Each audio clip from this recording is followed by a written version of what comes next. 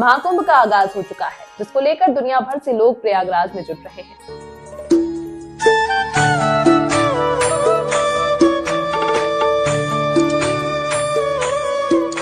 नमस्कार, मैं हूं आपके साथ अनुष्का और आप देख रहे हैं आज की आवाज एमपी। देश विदेश से संतों का जमावड़ा भी प्रयाग की धरती पर लग रहा है। इसी बीच महाकुंभ में पहुंची ऐसी साध्वी को लेकर खूब चर्चा हो रही है। साध्वी की वीडियो और फोटो सोशल मीडिया पर खूब वायरल है और इस पर जबरदस्त चर्चा हो रही है। कमेंट सेक्शन में लोग इन साध्वी को सबसे सुंदर साध्वी, महाकुंभ की सबसे खूबसूरत साध्वी कह रहे हैं। इस वीडियो में हम आपको बताएंगे कि कौन है ये साध्वी और क्यों इन्होंने चुना अध्यात्म का रास्ता।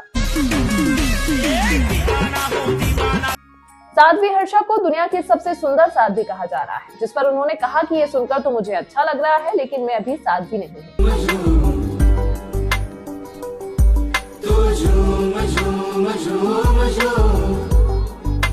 इसी बीच एक साध्वी की तस्वीरें तेजी से सोशल मीडिया पर वायरल हो रही हैं, जिन्हें सबसे सुंदर साध्वी कहा जा रहा है। उन्हें लेकर कई तरह की चर्चाएं हो रही हैं। लोगों ने उन्हें साध्वी हर्षा का नाम दिया है, जिस पर अब उनकी प्रतिक्रिया सामने आई। साध्वी हर्षा ने कहा कि वो अभी साध्वी बनी नहीं है और ना ही उन्होंने दीक्षा ली, बस लोगों ने उनकी वेशभूषा को देखकर ये नाम दे दिया।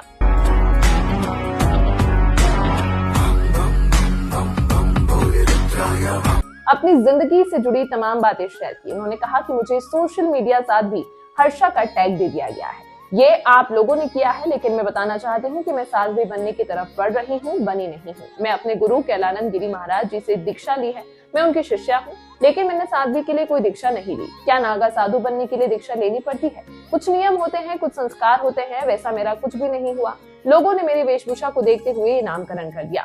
देखो, अभी ना फैब में मेरी मम्मी आई थी मुझसे मिलने उत्तराखंड में ऋषिकेश में एक मंदिर है लक्ष्मण झूला के पास, सच्चा साईं धाम करके। अच्छा, ठीक है। वहाँ पे 12 फीट लंबी शिवलिंग है। मैं उस पूरे आश्रम के सारे लोग मुझे जानते हैं, ठीक है। तो मैं अपनी मम्मी को लेके वहाँ गई पहली बार, मम्मी को दर्शन कराने। तो वो जो पंडित जी थे वो कहते हैं आप मुझसे लिख के ले लीजिए, आपकी बेटी अगले 1 साल में शादी हो या ना हो ये सन्यास ले लेगी। सबसे सुंदर साध्वी कहे जाने पर दिया जवाब।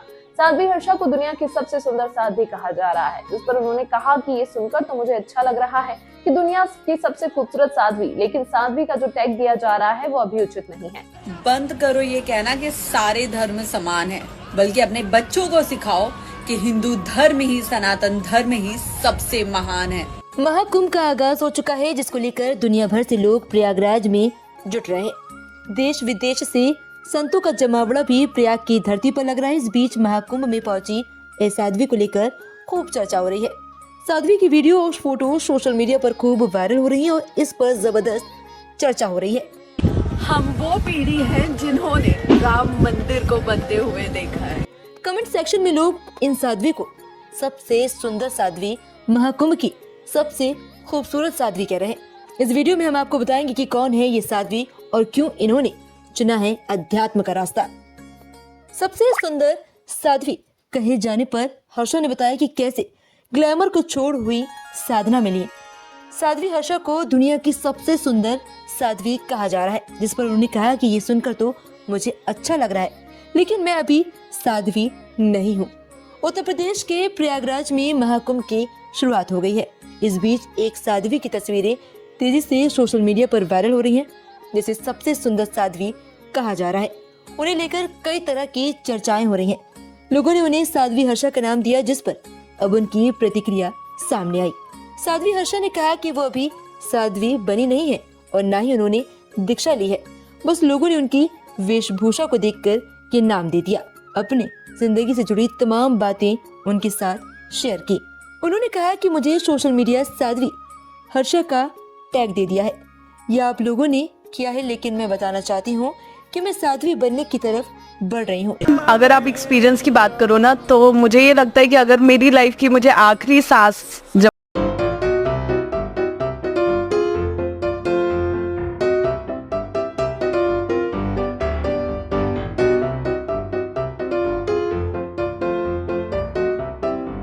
नहीं हूँ, मैं अपने गुरु कैलानंद गिरी महाराज जी से दीक्षा ली है, मैं उनकी शिष्या हूँ, लेकिन मैंने साध्वी के लिए कोई दीक्षा नहीं ली है।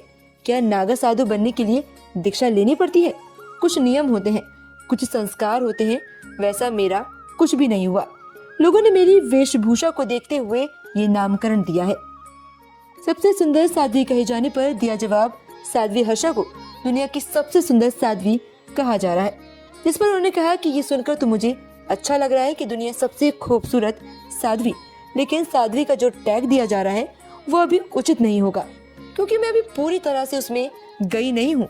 मेरे गुरु ने मुझे अनुमति नहीं दी है। जब तक उनकी आज्ञा नहीं होगी मैं उस तरफ बढ़ भी नहीं सकती।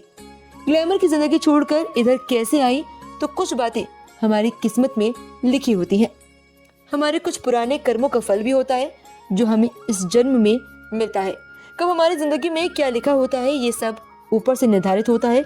मैं बहुत अच्छी जिंदगी से संबंध रखती हूँ, जहाँ मैंने देश विदेश में शो किए, परफॉर्मेंस की, मैंने एक्टिंग की, अपने आप को एंकरिंग करी, मैंने एक्टिंग की और एंकरिंग की, लेकिन पिछले 1-1.5 साल से उस काम को ब्रेक दिया है।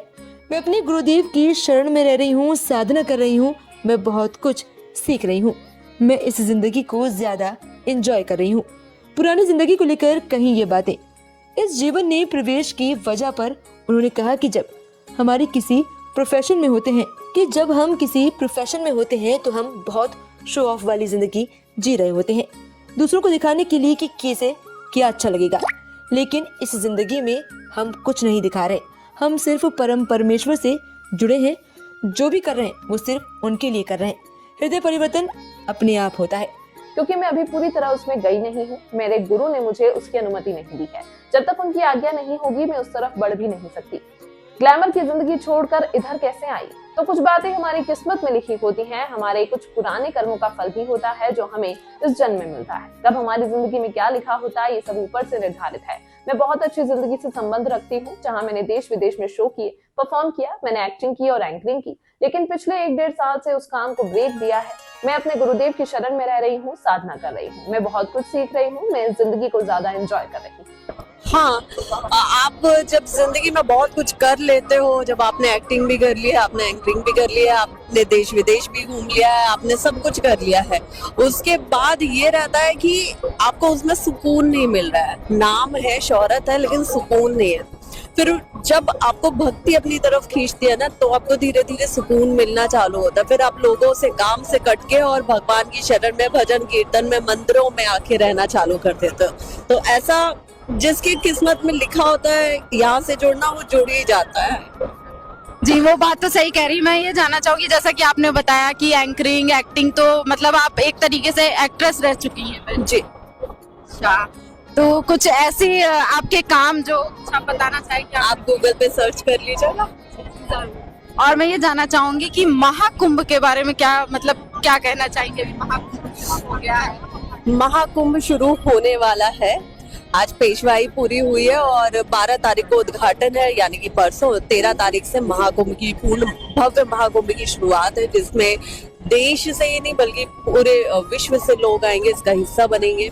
सिर्फ भारतीय नहीं बल्कि जितने भी विदेशी हैं वो भी इसका हिस्सा बनेंगे। तो बहुत अच्छी बात है। हमारी संस्कृति, हमारा जो सनातन धर्म है वो अब दूर दूर तक फैल रहा है, हर कोई सनातन रंग में रंग रहा है, तो ये अपने आप में बहुत अच्छी बात है। अच्छी बात सही कही आपने। तो आप मतलब घर परिवार भी आपका होगा, फैमिली? बिल्कुल। आप पहले तो मैरिड हैं या अनमैरिड? अनमैरिड। तो परिवार से बातचीत होती है? फिलहाल तो काफी टाइम से नहीं हुई है। क्या चाहते हो मैं कर लूं? नहीं, ऐसा नहीं, मतलब परिवार से भी बात भी हो और साध्वी जीवन भी चले, ऐसा? तो मैंने अभी परिवार को त्यागा नहीं है। मैंने अपने काम को, अपने पिछले जो भी मेरा प्रोफेशन था वो सबको छोड़ के मैं इसमें आई हूँ। अच्छा, तो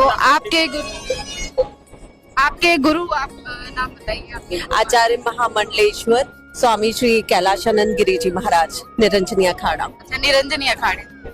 तो मैं जानना चाहूंगी कि अभी आने वाले श्रद्धालुओं के लिए क्या कहना चाहेंगे जो महाकुंभ में आ रहे हैं?